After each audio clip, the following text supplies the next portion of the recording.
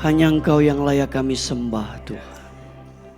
Hanya Engkau yang layak terima pujian, hormat dan kemuliaan dari kami. Sekarang berkati kami dengan firman-Mu. Kami butuh firman-Mu, pakai hamba-Mu Tuhan. Urapi dan kuduskan dengan darah Yesus. Kami sambut firman-Mu dalam nama Yesus kami berdoa. Amin, amin, amin, amin. Silakan duduk Bapak Ibu, shalom. Puji Tuhan. Mohon maaf Bapak Ibu, saya datang terlambat. Pertama, saya dari arah Gunung Sari itu banyak jalan yang ditutup Bapak Ibu. Ya, jadi puji Tuhan sampai juga di tempat ini dengan pertolongan Tuhan. Hari ini saya akan berbicara tentang kasih karunia. Bapak Ibu pasti ingat kisah dari Rasul Paulus. Di mana Tuhan pernah berkata, cukuplah kasih karuniaku bagimu. Saya percaya bahwa latar belakang ayat ini diungkapkan. Di mana Paulus di dalam pelayanannya Tuhan pakai luar biasa. Tetapi ada duri dalam daging yang dia alami. Kita nggak tahu secara jelas apa itu duri dalam daging. Ada yang mengatakan itu penyakit. Ada yang mengatakan itu adalah kelemahan-kelemahan dari Rasul Paulus di dalam pelayanannya dan sebagainya. Tetapi di sini kita melihat bahwa Tuhan berkata, cukuplah kasih karuniaku kepadamu. Hari ini Bapak Ibu kita akan kembali diingatkan. Di mana kita akan berbicara tentang kasih karunia. Kita baca dalam 1 Timotius 1 ayat 14 sampai 17. Malah kasih karunia Tuhan kita itu telah dikaruniakan dengan limpahnya kepadaku dengan iman dan kasih dalam Kristus Yesus. Perkataan ini benar dan patut diterima sepenuhnya. Kristus Yesus datang ke dunia untuk menyelamatkan orang berdosa. Dan di antara mereka, akulah yang paling berdosa. Tapi justru karena itu aku dikasihani. Agar dalam diriku ini, sebagai orang yang paling berdosa, Yesus Kristus menunjukkan seluruh kesabarannya. Dengan demikian aku menjadi contoh bagi mereka yang kemudian percaya kepadanya dan mendapat hidup yang kekal. Hormat dan kemuliaan sampai selama-lamanya bagi Raja segala zaman, Allah yang kekal, yang tak nampak, yang esa. Amin. Bentuk nyata dari kasih Allah kepada kita adalah pengorbanan Kristus yang datang untuk menebus dosa manusia. Karya penebusan ini terjadi oleh kasih karunia Allah yang melimpah kepada manusia berdosa. Tolong bantu diklik. Di dalam Alkitab, kata kasih karunia menggunakan dua istilah. Istilah dalam perjanjian lama dan istilah dalam perjanjian baru. Kedua istilah ini memiliki penekanan yang sama. Yaitu sebuah pemberian atau kebaikan yang diberikan secara cuma-cuma kepada seseorang yang tidak pantas menerimanya. Bapak Ibu, sebenarnya kita ini orang yang tidak pantas menerima. Tapi karena kasih karunia, karena anugerah, maka itu dinyatakan buat kita. Beda dengan hadiah. Hadiah sesuatu pemberian yang diberikan karena mungkin ada jasa-jasa kita. Tapi di sini kita nggak punya jasa sedikit pun, Bapak Ibu. Itulah anugerah, itulah kasih karunia yang Tuhan nyatakan buat hidup kita. Nah sekarang kita melihat kasih karunia dalam hidup orang percaya. Kasih karunia apa yang kita bisa alami hidup sebagai orang percaya. Yang pertama Bapak Ibu, Namanya kasih karunia menyelamatkan. Efesus 2:8-9 berkata, sebab karena kasih karunia kamu diselamatkan oleh iman. Itu bukan hasil usahamu tapi pemberian Allah. Itu bukan hasil pekerjaanmu. Jangan ada orang yang memegahkan diri. Kasih karunia dalam hidup orang percaya yang pertama adalah menyelamatkan. Bapak Ibu, kita datang ke gereja ini, ibadah di tempat ini, bukan cari keselamatan. Saya ulangi Bapak Ibu. Kita datang ke tempat ini ibadah bukan cari keselamatan. Tapi kita datang ke sini mengucap syukur karena menjadi orang yang sudah diselamatkan. Kita datang ke gereja setiap minggu karena kita mengucap syukur karena karya keselamatan yang Tuhan Yesus telah berikan buat hidup kita. Sehingga kita menjadi orang yang diselamatkan. Kalau mati, kita mendapat jaminan hidup kekal yang Tuhan Yesus berikan di dalam hidup kita. Bapak Ibu, kita bersyukur hari ini kita sudah jadi orang yang diselamatkan. Itu mesti tertanam dalam hidup kita sebagai orang yang sudah percaya dan mendapatkan kasih karunia dari Tuhan. Yang kedua, kasih karunia itu mengubah dan memulihkan hidup orang percaya. Bapak Ibu. Galatia 1:15-16, tetapi waktu Ia yang telah memilih aku sejak kandungan ibuku dan memanggil aku oleh kasih karunia-Nya, berkenan menyatakan anaknya di dalam aku, supaya aku memberitakan dia di antara bangsa-bangsa bukan Yahudi. Maka sesaat pun aku tidak meminta pertimbangan kepada manusia. Bapak Ibu Tuhan, Paulus dahulu adalah penganiaya jemaat. Kita tahu latar belakang hidupnya. Namanya Saulus diubah jadi Paulus. Penganiaya jemaat. Bahkan waktu Stefanus mati di rajam batu pun Paulus itu ikut andil di dalamnya. Tetapi kita lihat ternyata ketika Paulus mengalami perjumpaan pribadi dengan Yesus di gerbang Damsyik, maka kasih karunia itu dia dapati, sehingga kasih karunia itu mengubah dan memulihkan hidupnya. Bapak Ibu, kasih karunia mengubah dan memulihkan hidup orang percaya. Bapak Ibu, bagaimana dengan hidup kita? Berapa lama jadi orang Kristen? Pertanyaannya, apakah kasih karunia betul-betul telah mengubah dan memulihkan hidup kita? Artinya apa? Hidup kekristenan kita ini orang lihat ada perubahan. Ada yang berubah dari hidup kita. Bapak Ibu, kalau kita jadi orang Kristen, nggak ada yang berubah dari hidup kita, perlu dipertanyakan hidup kekristenan kita. Bapak Ibu, saya dapat anugerah bulan lalu, saya ikuti satu conference misi di Onuri Church. Bapak Ibu bisa lihat di Google, Onuri Church di Seoul.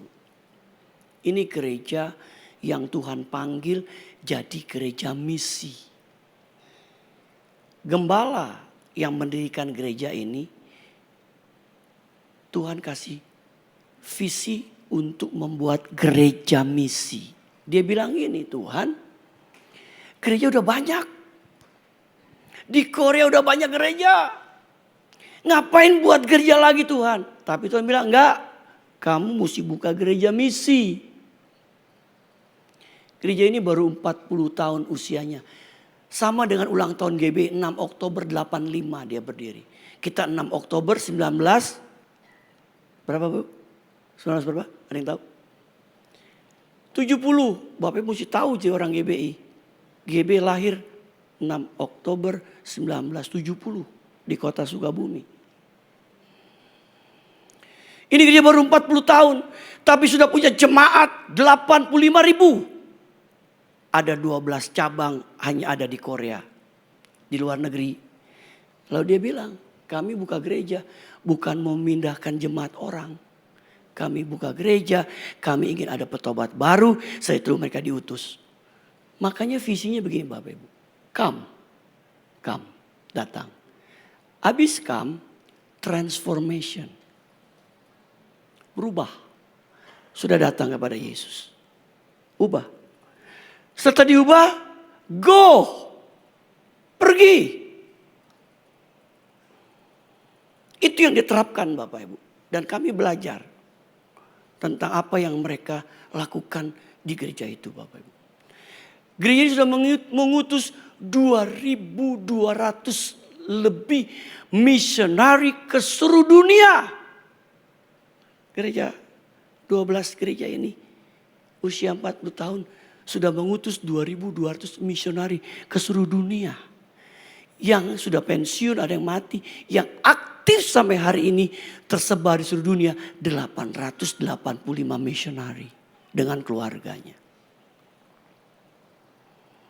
Bapak Ibu kasih Tuhan, kasih karunia mengubah, memulihkan hidup orang percaya. Kalau Bapak Ibu hidup dalam kasih karunia, dalam anugerah, hidup Bapak Ibu harus berubah. Kalau nggak berubah, perlu dipertanyakan hidup kekristenan kita.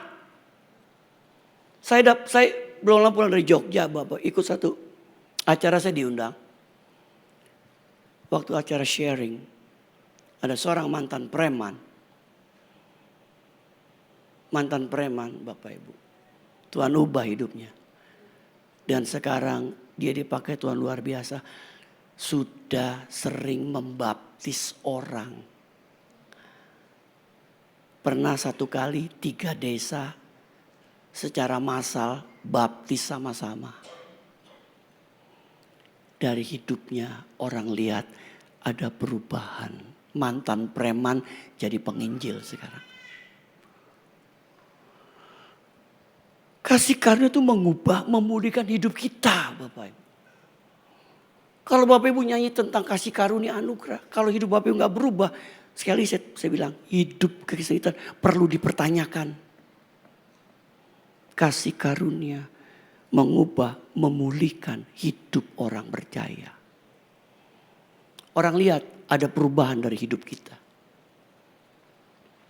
Yang ketiga. Kasih karunia memampukan kita dalam melayani pekerjaan Tuhan.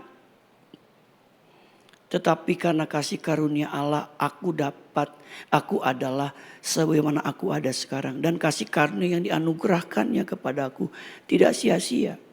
Sebaliknya aku telah bekerja lebih keras daripada mereka semua. Tetapi bukannya aku, melainkan kasih karunia Allah yang menyertai aku. Bapak Ibu, kasih karunia memampukan kita dalam melayani pekerjaan Tuhan. Saya ada di sini, bisa khotbah, bisa melayani jadi gembala. Itu karena kasih karunia Tuhan.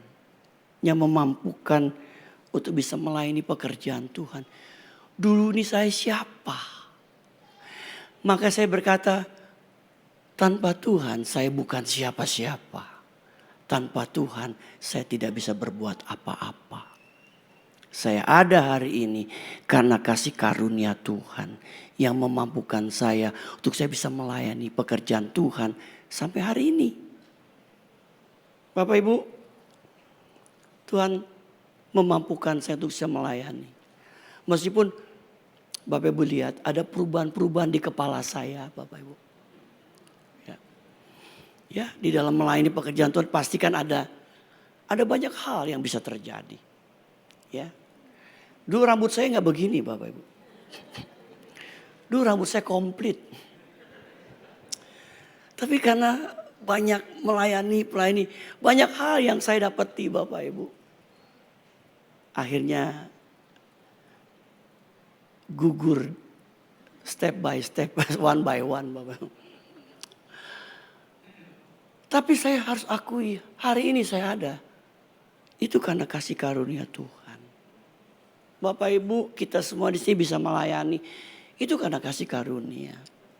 Enggak ada yang kita bisa banggakan Bapak Ibu.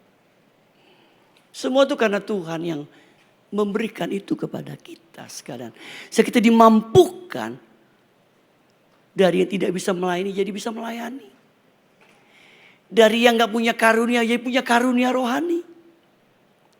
Itu semua karena kasih karunia yang Tuhan nyatakan buat hidup kita sebagai orang yang percaya kepadanya. Untuk itu Bapak Ibu Tuhan, kasih karunia mengajar kita.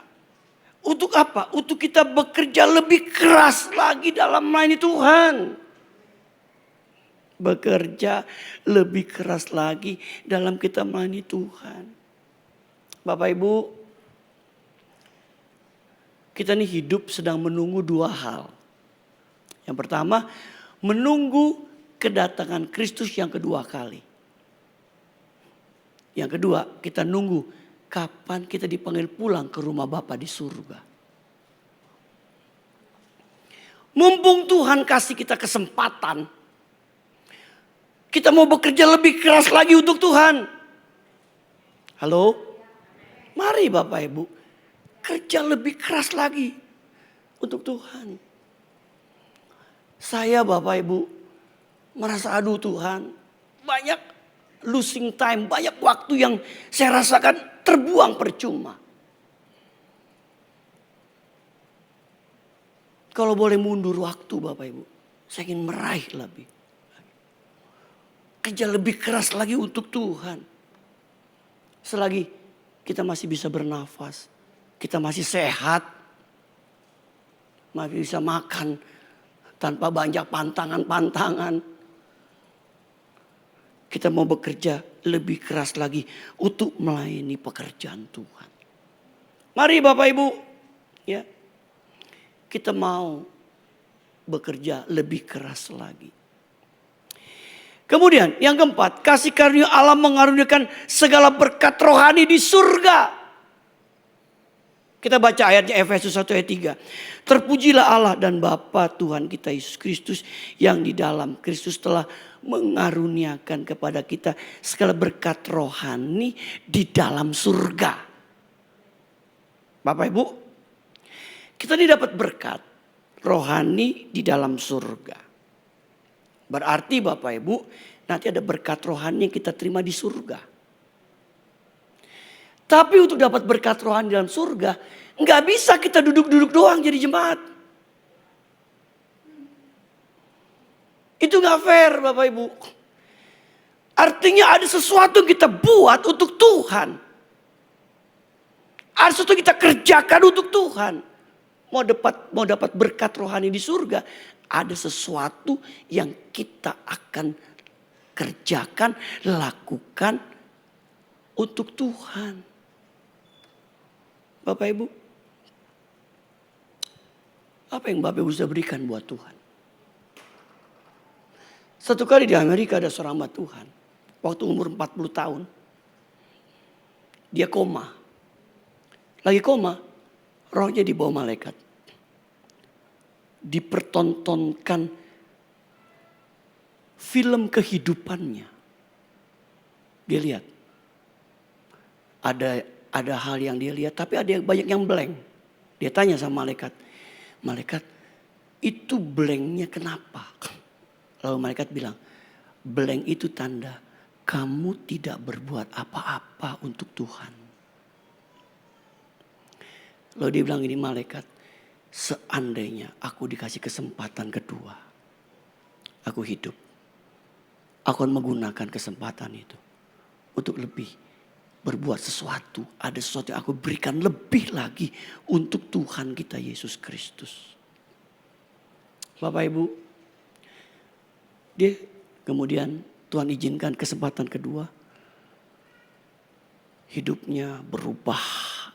Dia betul-betul memaksimalkan hidupnya. Dan usia 80 tahun dia baru dipanggil Tuhan ke rumah Bapa di surga. Bapak Ibu yang kekasih, hari ini kita hadir di tempat ini. Kita diingatkan bahwa ada berkat rohani di surga. Tapi nggak bisa kita diam-diam saja. Mari Bapak Ibu, ada sesuatu yang kita berikan buat Tuhan. Waktu kita, tenaga kita, pikiran kita, talenta kita. Sepenuhnya termasuk hak kita. Kita mau berikan untuk Tuhan. Pakai menjadi alat kemuliaan bagi namanya. Yang kelima, kasih karunia memberkati hidup orang percaya Bapak Ibu. Bicara berkat Bapak Ibu. Semua orang bisa diberkati. Orang gak percaya Yesus pun diberkati Bapak Ibu. Banyak orang konglomerat yang gak percaya Yesus hidup jadi berkati. Kenapa diberkati? Karena mereka rajin. Mereka kerja keras. Satu kali saya dapat satu artikel, video singkat dari seorang pendeta. Dia bilang, pinter saja tidak cukup untuk sukses. Tapi harus kerja keras. Kita yang kerja keras pasti diberkati Bapak Ibu. Tuhan kasih kita berkat secara general, universal. Apa buktinya? Dalam Matius 5 Tuhan kasih matahari buat orang baik dan orang jahat. Tuhan gak bedain, oh kalau dia jahat matahari dikencengin dikit biar pada angus semua di sana. Tuhan kasih sama. Tuhan berikan matahari kepada orang baik dan orang jahat. Artinya apa? Berkat itu diberikan secara universal. Tapi kita Bapak Ibu, orang percaya berkatnya double. Berkat jasmani, terlebih berkat rohani yang kita terima dari Tuhan kita Yesus Kristus. Dapat berkat jasmani, terlebih berkat rohani dari Tuhan. Nah, kasih karunia Allah itulah yang memberkati hidup kita. Baik berkat jasmani, terlebih berkat rohani yang kita terima dari Dia. Inilah kasih karunia yang Tuhan nyatakan buat kita sebagai orang yang percaya kepada Dia. Yang keenam, kasih karunia memberikan kekuatan, penghiburan dan pengharapan bagi orang percaya. 2 Tesalonika 2, 16-17. Dan Ia Tuhan kita Yesus Kristus dan Allah Bapa kita yang di dalam kasih karunia-Nya telah mengasihi kita. Dan yang telah menganugerahkan penghiburan abadi dan pengharapan baik kepada kita. Kiranya menghibur dan menguatkan hatimu dalam pekerjaan dan perkataan yang baik. Kasih karunia memberikan kita kekuatan. Artinya apa Bapak Ibu? Ketika kita menghadapi masa-masa sulit dalam hidup kita, Tuhan kasih kita kekuatan untuk tetap bertahan. Ada kekuatan yang Tuhan kasih untuk kita bisa bertahan menghadapi masa-masa sulit. Tidak hanya kasih kekuatan, tapi kasih penghiburan, Bapak Ibu. Dan pengharapan sebagai orang percaya. Kita punya pengharapan. Meskipun kadang-kadang dunia berkata tidak ada harapan, tapi dalam Yesus selalu ada pengharapan. Bapak Ibu dikasih Tuhan. Saya waktu beli ruko Bapak Ibu tahun 2007 untuk sekretariat gereja. 2 ruko kredit pakai Bank Permata 8 tahun. Jadi sudah selesai, dapat kunci, masih dalam keadaan polos. Kita mau berdoa mengucap syukur. Kita nyanyi lagu kami muji kebesaran-Mu. Tapi kami lupa lapor sama RT Bapak Ibu. Didatangi 20 orang. Disuruh stop lagi nyanyi. Lalu orang itu bilang, di tempat ini tidak boleh ada ibadah. Lalu hamba Tuhan yang kami tempatkan di situ dipanggil. Tanda tangan di atas meterai. Disaksikan RT, RW, tokoh masyarakat, tokoh agama dan sebagainya. Tanda tangan. Bapak Ibu dikasih Tuhan. Kami alami itu. Kan daerah itu cukup fanatik Bapak Ibu. Tapi kasih karunia Tuhan memberikan kita kekuatan selalu. Bahkan Tuhan kasih kita penghiburan dan pengharapan. Sampai hari ini Bapak Ibu. Tuhan tolong gerejanya. Dan puji Tuhan, sekarang 3 tahun kita sudah pakai tempat itu untuk bisa beribadah, memuji, memuliakan nama Tuhan. 15 tahun menunggu penantian. Tapi kasih karunia Tuhan selalu memberikan kita kekuatan, penghiburan, dan pengharapan bagi kita.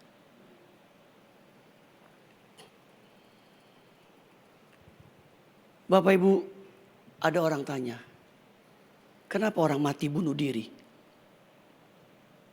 Pasti Bapak Ibu tahu jawabnya. Kenapa orang mati bunuh diri? Ada yang bilang putus asa.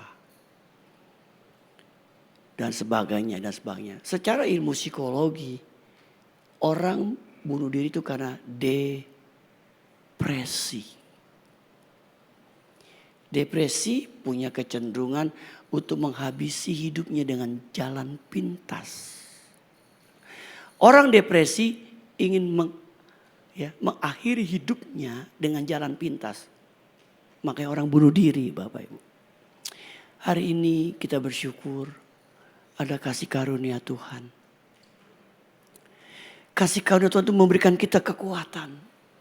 Artinya sedepresi apapun, seberat apapun masalah kita, Tuhan memberikan tetap kasih karunia kepada kita. Kasih kita kekuatan, kemampuan, bahkan Tuhan hibur kita. Dan Tuhan memberikan pengharapan untuk kita bisa melewati itu semua yang kita alami dalam hidup ini. Itulah kasih karunia yang Tuhan berikan kepada kita sebagai orang yang percaya kepada Tuhan Yesus Kristus. Yang terakhir, yang ketujuh, kasih karunia membawa kita semakin bertumbuh dalam pengenalan akan Kristus. 2 Petrus 3:18. Tetapi bertumbuhlah dalam kasih karunia. Tetapi bertumbuhlah dalam kasih karunia. Dan dalam pengenalan akan Tuhan dan Juru Selamat kita, Yesus Kristus. Baginya kemuliaan sekarang dan sampai selama-lamanya. Kasih karunia Tuhan membawa kita semakin bertumbuh. Bertumbuh dalam pengenalan akan Kristus. Seberapa jauh pengenalan kita akan Kristus. Pengenalan kita akan Kristus itu sangat menentukan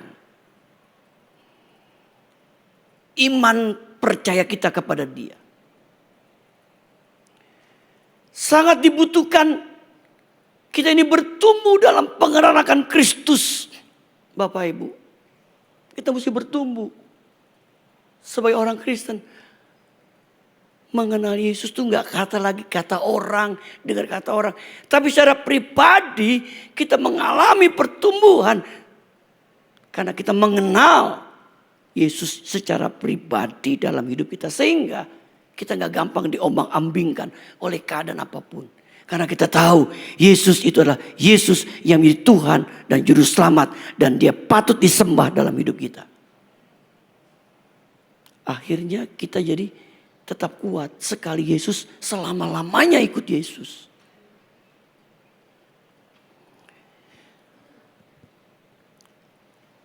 Almarhum Bapak Pendeta Dr. Billy Graham dari Amerika. Satu kali pernah ditanya oleh orang ateis. Bapak Pendeta, apa arti kekristenan? Dia bilang kekristenan itu tidak hanya datang ke gereja. Tidak hanya kasih persembahan. Tapi Kristen adalah orang yang punya pengalaman pribadi dengan Yesusnya setiap hari. Kalau kita mengalami pengalaman pribadi dengan Yesus setiap hari, itu yang membuat apa kita? Kita mau terus bertumbuh dalam pengenalan akan Kristus. Kasih karunia itulah yang membawa kita semakin bertumbuh dalam pengenalan akan Kristus. Doa saya, Bapak Ibu semua yang hadir hari ini, kita semakin bertumbuh dalam pengenalan akan Tuhan kita Yesus Kristus. Berbahagialah kita yang mendengar firman Allah serta melakukannya. Amin. Mari kita berdiri. Kita nyanyikan lagu tadi Bapak Ibu. Kau ku sembah, kau ku sembah, kau ku sembah. Haleluya, haleluya, haleluya. Makasih Tuhan. Kau ku sembah, kau ku sembah, kau ku sembah.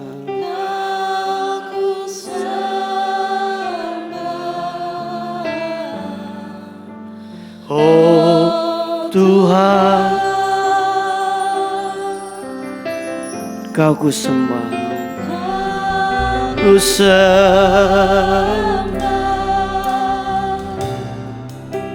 kau ku sembah, kau ku sembah. Oh Tuhan, katakan kembali, kau ku sembah, kau ku sembah. Amin. Hanya Engkau yang patut kami sembah, Tuhan Yesus. Kau ku sembah, oh Tuhan. Oh, Kau ku sembah, kami menyembah-Mu Tuhan. Haleluya. Kau ku sembah, haleluya. Oh, oh, oh, Kau ku sembah, Kau ku sembah,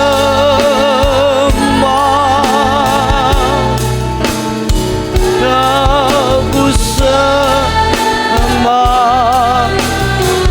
Oh Tuhan, Tuhan, haleluya, haleluya. Kau ku sembah, Kau ku sembah, Kau ku sembah. Oh, haleluya, amin, haleluya. Kau ku sembah. Di tempat ini nama-Mu disembah Tuhan. Di tempat ini nama-Mu diberitakan. Di tempat nama-Mu dimasyurkan. Di tempat nama-Mu diagungkan Tuhan. Amin, amin, amin. Oh Tuhan, glory bagi-Mu Tuhan.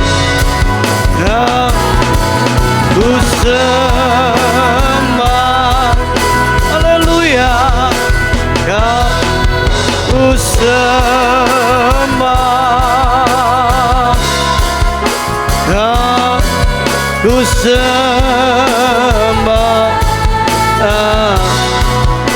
Oh Tuhan. Musik dengan lembut mengalunkan lagu ini. Firman Tuhan berkata, 2-3 orang berkumpul dalam nama Tuhan, Tuhan hadir.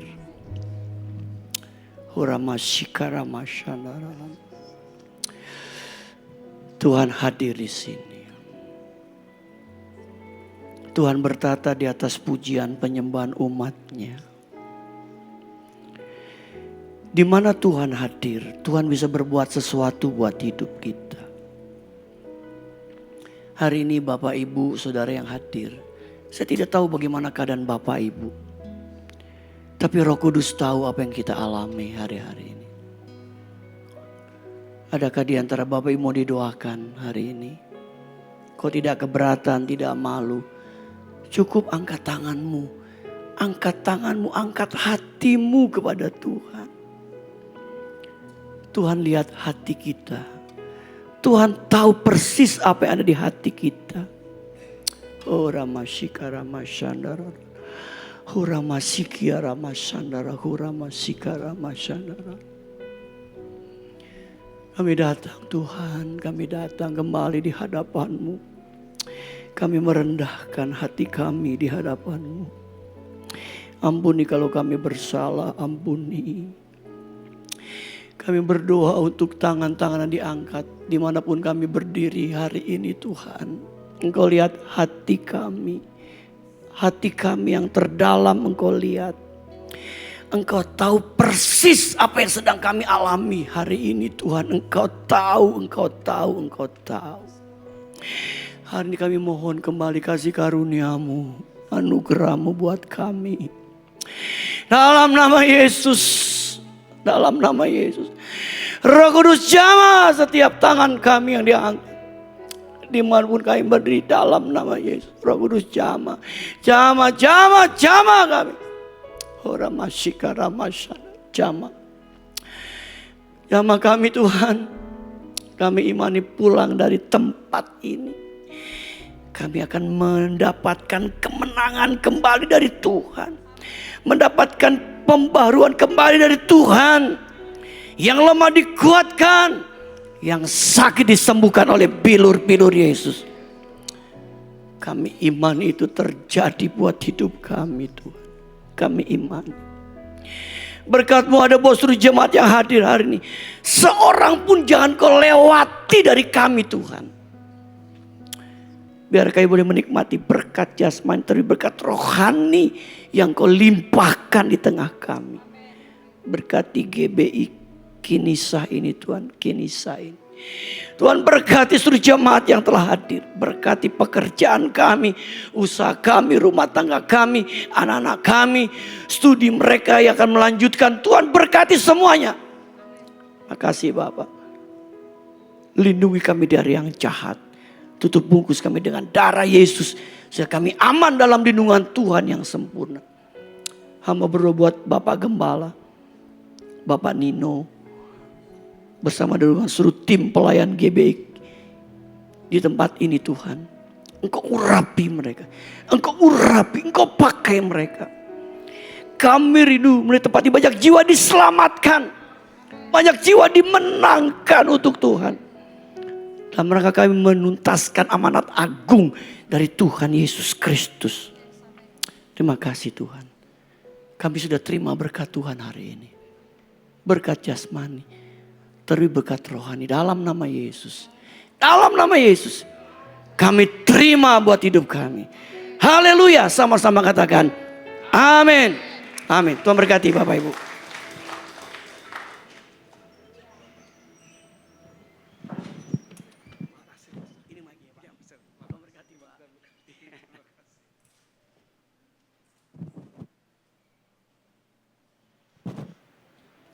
Haleluya, siapa yang diberkati pada pagi hari ini? Haleluya, terima kasih Pastor Kiki. Gak ada yang kebetulan, Pastor Kiki ada di tempat ini. Khususnya dengan segala macam tantangan yang ada, saya rasa Tuhan selalu tepat waktu. Selalu tepat waktu memberkati kita. Sekali lagi Bapak Ibu sekalian, mari kita bertumbuh di dalam kasih karunia. Di dalam pengenalan akan Tuhan Yesus Kristus yang telah kita dengar sekali lagi untuk konfirmasi pada siang hari ini. Pastor Kiki, mohon maaf Pak Nino sedang tidak ada di tempat. Tadi kabar dari titip salam katanya buat Pastor Kiki. Supaya Tuhan bisa memberkati Pastor Kiki di dalam pelayanannya. Terima kasih. Bapak Ibu sekalian, mari... tidak ada pengumuman untuk hari ini, hanya mari kita doakan Pak Brother Joe Ulmer yang akan mengadakan tindakan besok, kita doakan bersama-sama ada kesembuhan buat Brother Joe. Kita akhiri ibadah kita, mari kita berdoa. Bapa di surga Tuhan, kami bersyukur, terima kasih ya Tuhan. Dan kami percaya Tuhan tidak ada yang kebetulan di dalam Engkau. Kau telah mengirim Tuhan Pastor Kiki bersama-sama kami untuk memberkati kami dengan firman Tuhan. Tuhan, tidak ada yang tidak mungkin ya Tuhan untuk kami menerima segala berkat rohani. Kau kirim ke Pastor Kiki di tengah-tengah kami untuk memberkati rohani kami ya Tuhan. Tuhan, kami bersyukur ya Tuhan, kami telah disegarkan sekali lagi ya Tuhan. Betapa Engkau Tuhan, Allah yang penuh dengan kasih karunia yang terus menyertai kami sehingga kami ada pada hari ini ya Tuhan. Di tengah-tengah Tuhan kesulitan kami ya Tuhan untuk menuju Tuhan ibadah. Tapi kami tahu ya Tuhan, the desire of our heart Tuhan untuk mengucap syukur kepadamu Tuhan.